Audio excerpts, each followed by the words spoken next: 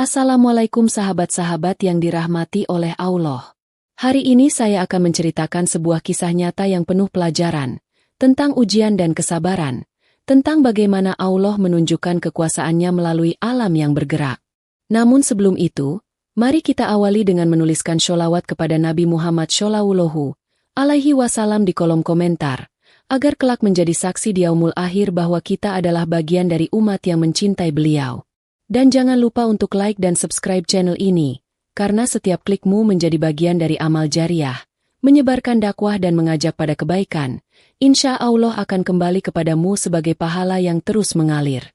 Cerita ini diawali ketika hujan turun deras di tanah Bogor, langit menggantung gelap, dan bumi mulai menunjukkan kegelisahannya. Hujan mulai turun sejak senja, rintiknya pelan namun terasa berat, seolah membawa sesuatu yang lebih dari sekadar air. Di kawasan puncak, tepatnya di Kecamatan Megamendung, suara rintik itu berubah jadi gemuruh. Warga yang terbiasa dengan cuaca dingin kini mulai menutup pintu rapat-rapat, menatap langit yang tak berhenti menangis. Jalanan mulai sepi, hanya beberapa kendaraan yang masih nekat melintas di jalan lintasan Gadog. Sementara di Kampung Rawasedek, dua santri yang sore itu sedang membantu membersihkan musola tiba-tiba mendengar suara seperti batu besar yang terguling dari atas bukit. "Astagfirullah, itu apa?" ucap salah satu santri.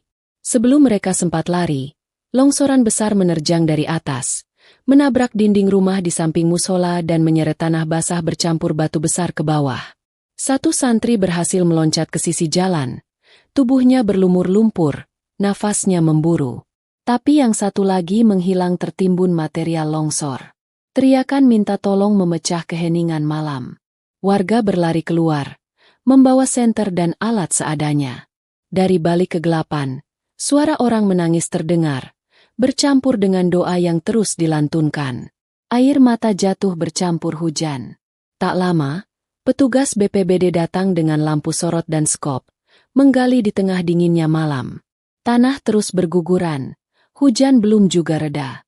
Waktu seolah berhenti di kampung kecil itu. Satu nama dipanggil berulang-ulang, tapi hanya suara tanah yang merespons. Di sisi lain, satu santri yang selamat hanya bisa diam. Tubuhnya menggigil bukan hanya karena dingin, tapi karena rasa bersalah yang menyesakan.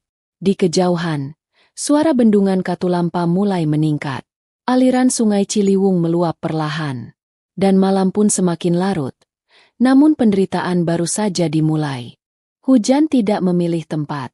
Ia jatuh merata di seluruh wilayah Bogor malam itu, menyusup ke celah-celah tanah, meresap tanpa ampun, hingga membuat bumi tak sanggup lagi memeluknya.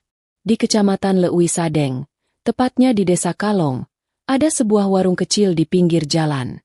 Warung itu milik Pak Darto, tempat orang-orang biasa membeli buah setelah turun dari puncak. Sore itu, Pak Darto masih melayani pembeli terakhirnya, seorang ibu dan anak kecil yang memilih mangga di pojok meja.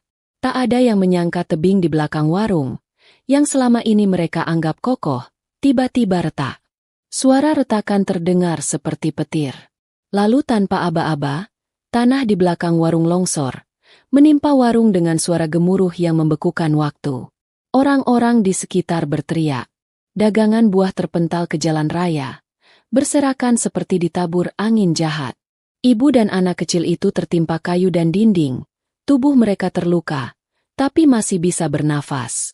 Pak Darto tertimpa etalase, darah mengalir dari dahinya. Namun ia tetap berusaha menarik tangan ibu itu keluar dari puing. Warga datang tergesa, menerobos hujan dan lumpur. Mereka mengangkat puing-puing kayu, menyingkirkan tumpukan tanah basah dengan tangan kosong. Suara azan dari musola terdekat terdengar lirih, seolah mengantar doa di tengah kekacauan. Mobil ambulans datang, membawa korban ke rumah sakit. Tak ada nyawa yang hilang di sana, tapi luka dan trauma tertinggal di mata-mata yang menyaksikan kejadian itu. Jalan raya nyaris lumpuh. Separuh badan jalan tertutup material longsor. Orang-orang berhenti untuk melihat. Sebagian menolong, sebagian lagi hanya berdiri diam, menyaksikan bagaimana bumi yang biasanya tenang kini mengamuk dengan wajah murka. Di balik semua itu, langit masih menurunkan airnya, seolah belum puas menyampaikan pesan dari langit. Dan di sudut desa Kalong, Pak Darto hanya bisa duduk memeluk lututnya, memandangi warung yang kini tinggal puing. Di sepanjang aliran sungai Ciliwung, air bergerak tanpa henti, menggulung batu, lumpur, dan ranting seperti membawa kemarahan dari hulu. Dari bendungan Katulampa, ketinggian air naik drastis hingga mencapai level siaga 3, 150 cm. Jumlah itu bukan sekadar angka. Itu adalah batas antara waspada dan bencana. Di desa Ciseng, para petambak ikan mulai panik. Sejak sore, air dari sungai meluap ke tambak-tambak mereka. Puluhan hektar lahan yang biasa menghasilkan ikan konsumsi dan ikan hias kini tenggelam dalam genangan berlumpur.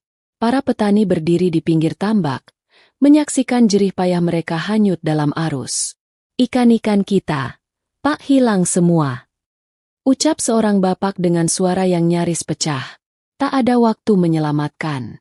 Air terlalu deras, terlalu cepat. Kandang-kandang rusak, pagar tambak roboh. Beberapa anak muda mencoba menghalau ikan dengan jaring, tapi arus lebih kuat dari tangan-tangan mereka.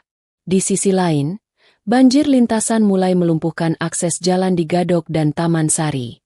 Motor-motor tergelincir. Salah satunya bahkan terekam dalam video amatir. Hanyut terbawa derasnya air seperti perahu kecil yang kehilangan kendali. Kendaraan terjebak. Jalanan berubah jadi sungai. Orang-orang menepi, menunggu air surut, namun hujan belum juga reda. Suara klakson bersahutan, tapi tak ada yang bisa melawan arus yang datang dari atas sana. Sementara itu di kampung Rawasedek, pencarian satu santri yang tertimbun belum juga membuahkan hasil.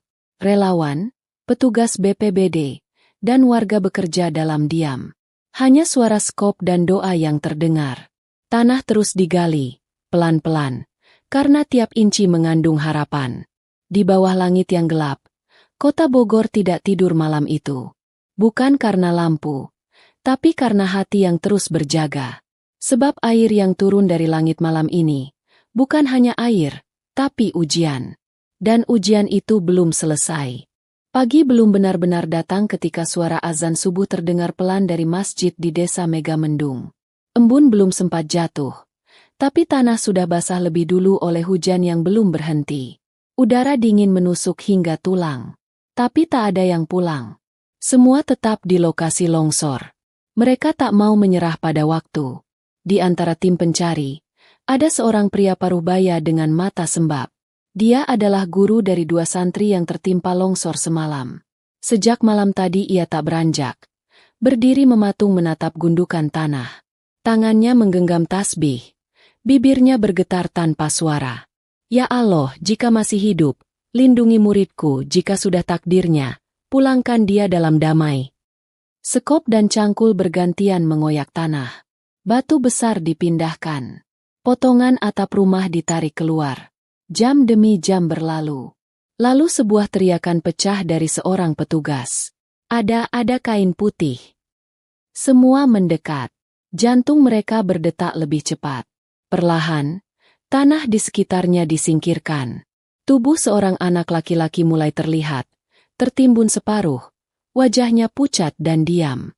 Satu tangan masih menggenggam potongan sajadah kecil. Suara tangis pecah di udara. Guru itu jatuh berlutut. Warga saling memeluk. Beberapa menunduk. Menahan air mata yang tak lagi bisa dibendung. Santri itu ditemukan dalam keadaan sudah tidak bernyawa. Namanya disebut. Dilantunkan dalam doa. Tubuhnya dibersihkan dengan air hujan yang tak berhenti turun. Ia diangkat dari tanah. Dipeluk oleh yang pernah mengajarinya mengaji. Tak ada suara lain selain isak dan kalimat thaubah yang mengiringi jenazahnya keluar dari reruntuhan. Di sisi lain, korban luka dari Leui Sadeng masih dirawat di rumah sakit. Kaki mereka diperban. Beberapa mengalami memar di kepala. Namun tak satu pun dari mereka ingin pulang. Mereka ingin tahu bagaimana nasib orang-orang di Megamendung. Sebab malam itu, bukan hanya satu kampung yang menangis, tapi satu kabupaten yang ikut berduka. Sementara itu, laporan terus berdatangan dari berbagai titik. Banjir lintasan mulai merambah ke wilayah Ciseeng dan Ciawi. Rumah-rumah tergenang. Jalanan dipenuhi lumpur. Dan cuaca belum menunjukkan tanda akan membaik. Langit masih kelabu. Hujan masih deras. Dan Bogor belum aman.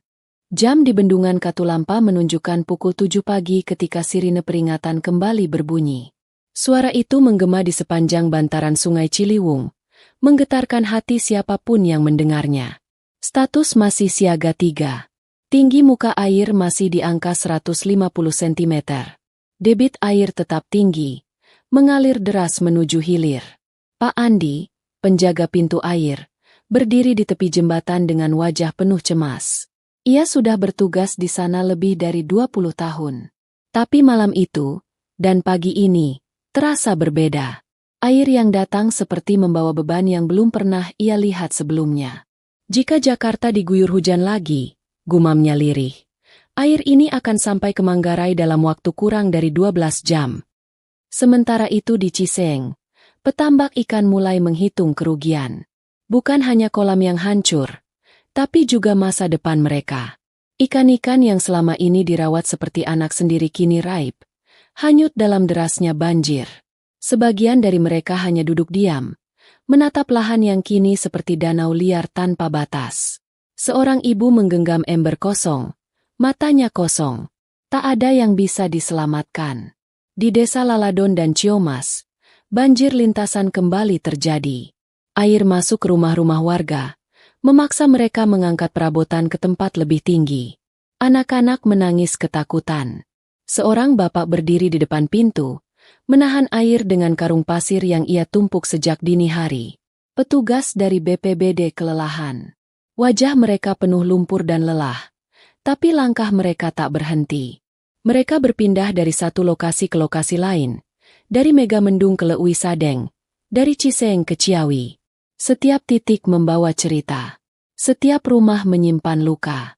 Di posko darurat, relawan membagikan makanan hangat dan selimut kepada warga yang rumahnya terendam. Sebagian mengungsi ke masjid, sebagian lagi memilih bertahan, menjaga rumah yang dikelilingi air. Dan langit belum berhenti meneteskan air. Awan menggantung pekat, seperti menyimpan rahasia besar yang belum selesai ditumpahkan.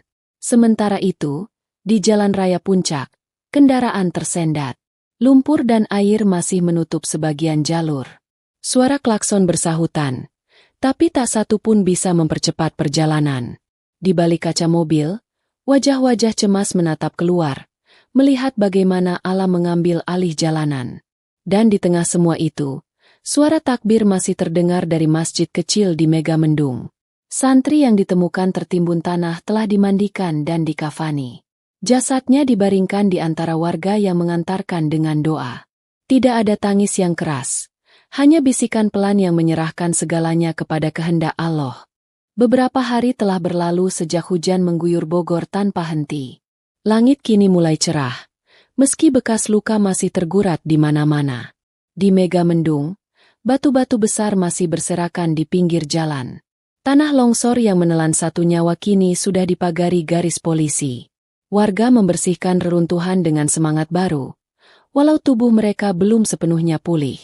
Di Leuwi Sadeng, warung buah yang hancur tinggal puing dan papan reot. Namun Pak Darto sudah kembali berdiri di depan sisa-sisa lapaknya, memasang tenda darurat sambil tersenyum kecil pada setiap pelanggan yang lewat. Di Ciseng, para petani ikan mulai menggali kolam baru. Mereka tahu semua telah hanyut, tapi harapan tidak ikut terbawa arus. Seorang kakek bahkan menanam benih ikan baru, lalu menengadah ke langit yang kini biru bersih. Santri yang meninggal kini sudah bersemayam tenang di belakang musola. Di batu nisannya tertulis namanya, sederhana, dengan doa yang tak pernah putus dari lisan teman-teman dan gurunya. Mereka percaya, pemuda itu tidak mati sia-sia. Ia pergi dalam keadaan bersih, dalam pengabdian. Bencana itu menjadi pengingat bahwa tanah yang kita pijak bukan milik kita, bahwa langit yang memberi air bisa juga mencabutnya, dan bahwa manusia tidak punya kuasa selain berserah kepada kehendak Allah. Allah berfirman dalam surat Al-Hadid ayat 22, "Tidak ada suatu bencana pun yang menimpa di bumi dan tidak pula pada dirimu sendiri melainkan telah tertulis dalam kitab, Lauh Mahfuz, sebelum kami menciptakannya. Sesungguhnya yang demikian itu adalah mudah bagi Allah." Dan dalam surah Asy-Syura ayat 30. Dan musibah apa saja yang menimpa kamu adalah disebabkan oleh perbuatan tanganmu sendiri, dan Allah memaafkan sebagian besar dari kesalahanmu. Bencana yang datang bukan semata azab. Ia bisa jadi teguran, bisa jadi ujian, atau bahkan kasih sayang dalam bentuk yang tak kita mengerti. Dan setiap air mata yang jatuh, setiap lumpur yang menggenang, akan menjadi saksi di hadapan Allah atas kesabaran dan taubat hamba-hambanya. Di Bogor, bumi telah bersuara, dan langit telah menjawab. Sekarang, giliran manusia untuk merenung dan kembali.